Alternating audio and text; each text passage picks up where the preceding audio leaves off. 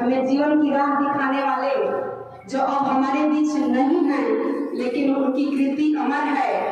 महापरिनिर्वाण प्राप्त भीमराव अंबेडकर को मैं कोटि कोटि नमन करती हूँ, सादर नमन करती हूँ और विद्यालय परिवार को उनके 132वीं जन्म जयंती की हार्दिक शुभकामनाएं देती हूँ, बहुत बहुत बधाई देती हूँ।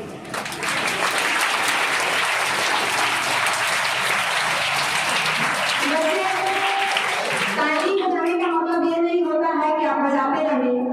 आप ताली बजा रहे हैं अच्छी बात है, लेकिन 1 2 3 ताली हो गई तो उसके बाद ज्यादा ध्यान आपकी बातों को सुनने पर होना चाहिए।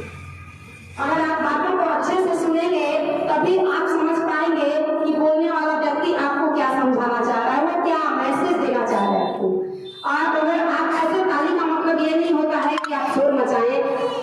ताली आप स्वागत में बजाते हैं, अच्छी बात है, बट उसको उतना ही बजाएं कि आप कही गई बातों को ध्यान से सुने और उसको सुनेंगे तभी आप समझेंगे और समझेंगे तभी आप अपने जीवन में उसको फॉलो करेंगे।